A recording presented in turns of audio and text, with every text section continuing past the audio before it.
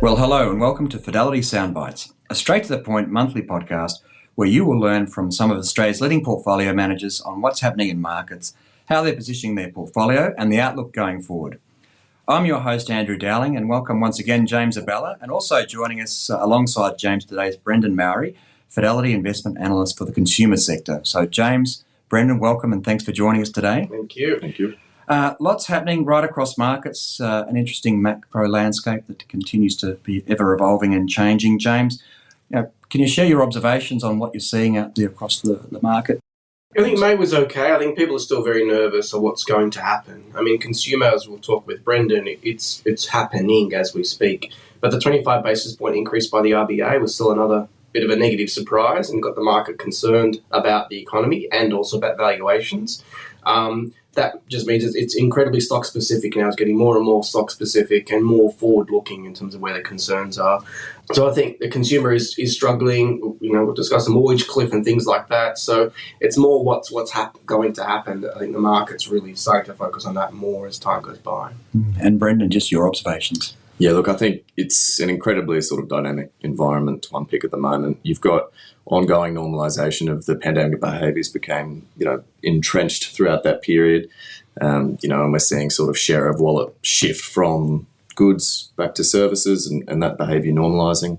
We're also seeing, obviously, the impact of interest rates not only on valuations, but the behaviour of consumers as cost of living goes up, financing cost goes up, access to capital goes up. I finally think that the incremental headwinds that we are seeing as the cumulative effects of this, inflationary pressure and the higher cost of living is starting to bite, and we're, drawing down on our savings buffers. And as James sort of mentioned, the mortgage cliff is sort of, it's here now, and it's probably likely to climax or reach a climax within the next sort of 6 months. Well, what are some of the, the cyclical cracks that you're starting to see? We saw some good results in May. We saw some challenging results. In the past 2 weeks, we've seen sort of a raft of downgrades. And I think that a lot of people that cover the sector have been waiting for that.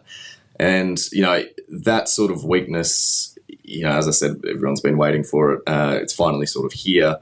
But I think what has surprised the market is just the level of operational deleverage that we have seen in these businesses, and if you think about it just really simplistically, if your cost of doing business is rising, in the mid to high single digits, and your revenue starts to go into decline on a year-on-year basis, the margin compression can be really significant, and that's why you're seeing these really savage sort of share price reactions. And I think until now the market hadn't been that focused on that. Right. Just to add to that, I'd also add a lot of investors that are looking at this space, they're thinking about these stocks, in terms of relative valuations over the last sort of 3 and 5 years. Yeah. Over that period, for the most part, interest rates were anchored at 0%. And that's just, it's a completely different environment now. And different risk-free rate. Yeah, exactly. So you're anchored to sort of the wrong foundation if that's how you're looking at these stocks. Yeah. And James, just your observations. You mentioned it obviously really comes down to stock specifics in this environment. So, for your portfolio particularly, who are the winners? Who's sort of holding their ground in a fairly challenging environment? Yeah, the winners are still like travel, as Brendan mentioned, people moving towards services. So travel's still going quite well. The insurance hardening cycle is still a trend that I mentioned last month, and that is still there, and it's still a source of confidence in the marketplace. Technology and software is still a structural growth story that is still actually perpetuating regardless of the macro settings. That's where the sort of positives are, where there's confidence. I've definitely been surprised, like Brendan, how the deleveraging is massive. Like numbers-wise, 4 or 5% sales disappointment is 20, 30, 40% downgrades in expectations. It's just been massive. And I think that's what always, as investors, you get shocked by upside leverage and downside leverage. But the downside leverage is more dangerous, especially now. And then you've got leases and rising cost of capital, rising costs. So, that's where it gets quite risky. So there's definitely a big dispersion. I think we went through this period where money was free and there was dispersion, but now you're getting really large dispersion in outcomes. Yeah.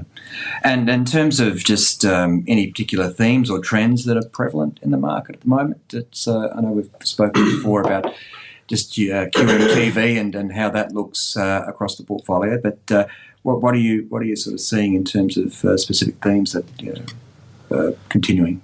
I think it's just pricing power is key, and earnings are really the key. I mean, earnings are the thing that now it's just as the fear starts to come back into the market, recession concerns start to come in, whether earnings are there or not and how you value them is really what the big question is. So I think that's the major theme is really about earnings. So I think probably back to Brendan because the consumer is the epicenter of the concern, and I think corporates and corporate spending is still actually going quite well. Business services are going quite well. Corporate spending is quite well. Investment is still tracking okay, but consumer is the epicenter. So maybe hand it back to Brendan because I think that's where the most concern is the deepest. Look, I think the way that I conceptualize a consumer space at the moment is the pandemic effectively created, a multi-speed economy and cycles within cycles. And if you sort of cycle back a few years, we saw e-commerce was the first winner. As everyone sort of forced to stay at home, everything went online. That sector has effectively been in a downgrade cycle for 2 years, and they're only now just starting to emerge from that as that normalisation sort of unwinds, right? The next winners were your electronics and your homewares retailers. As everyone was sort of, again, forced to stay at home, they nested. They built out their home offices. And, we started to see those companies downgrade in February, and that sort of persisted now through, the Adair's update, Dusk, Nick Scully, Harvey Norman. And I think the next sort of shoe to fall or shoe to drop will be apparel and accessories and companies that were levered to, those initial stages of the domestic reopening. So your Levisa's Universal Group just, again, had an update the other day. And so I suppose that makes me question whether we have actually seen yet this wholesale, capitulation or withdrawal of the consumer. And it seems to me that it's more so just ongoing normalisation of the consumer, behaviour that we did see throughout the pandemic. Because typically you don't get that capitulation until employment cracks, and we haven't seen that yet. So I suppose within that context, I continue to like travel. I think that that's one of the spaces that there is going to be sort of resilient demand, at least over the near term.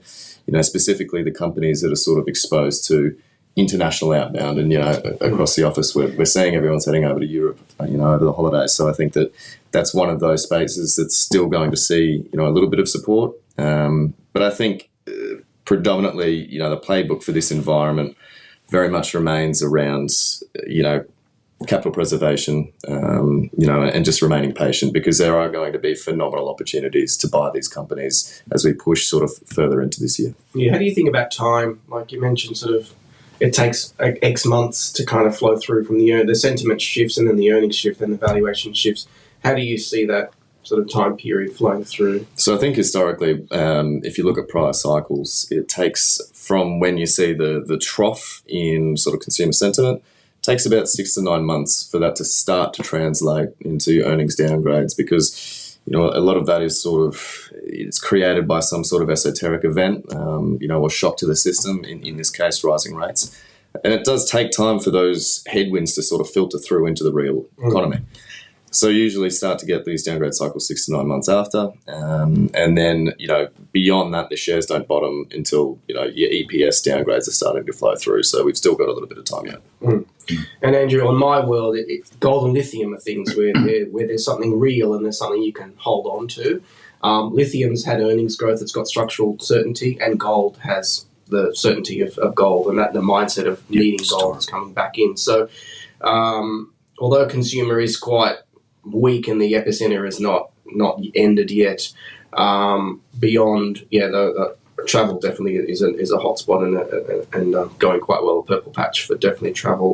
And in my world, gold and lithium is still very strong. Like look where the stocks have gone this month. They're both done well and all of them have done pretty well. Earnings are good, confidence is good, the outlooks are quite strong. But it's becoming very narrow areas where there is a good deal of confidence where stocks can hold up. And going back to one of Brendan's other points, that they're looking at, for me, he's been doing small caps for a decade, seeing JB Hi-Fi and Harvey Norman on 9 times earnings. Like, it's just like, wow. But the earnings have come up during COVID and come down quite a bit as well.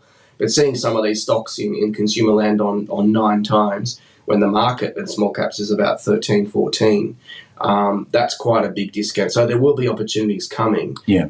It's just that we don't feel like the time is yet, and I don't feel like the time is yet. But there will be a time when the free cash flow yields of these stocks and the brands and the asset backing is enough for you to start to feel the confidence to start to move towards them. And is it fair to say that's to some degree reflected in your portfolio? You're probably at the lower end of the number of companies Yes, that you're definitely, holding relative to, I suppose, the nearly 10-year exactly. When you go narrower areas of conviction, the portfolio goes where there is conviction. So therefore, we're heading towards the low point, as you mentioned. There's been 45. And then where there's a lot of opportunities, a lot of very strong positive themes, then I tend to invest very broadly and have a lot of smaller positions. So you get up to 60 to 65 positions. And now we're definitely right down at that smaller end of conviction is where it is, and it's quite narrow. So the number of stocks in the portfolio is around that 45 level right now. Well, on that note, thank you, James. Thank you, Brendan. Thank you. We'll leave it there today. Certainly a challenging environment as always, but one that's not without its opportunities as we look into the future. And if you've enjoyed this episode, please share it with a friend and subscribe to the podcast via your favourite streaming platform. And we look forward to seeing you next month. See you, James. Thanks again, Brendan. Thanks, Brendan. Bye. Thanks, Andrew. Some important information on today's podcast. This podcast is issued by Full Responsible Entity Australia Limited, AFSL number 409340. This podcast is intended as general information only and has been prepared without taking into account any person's objectives, financial situation, or needs. You should consider the product disclosure statement and target market determinations for Fidelity Australian products at fidelity.com.au. Please click the link in the show's description to read the full disclaimer.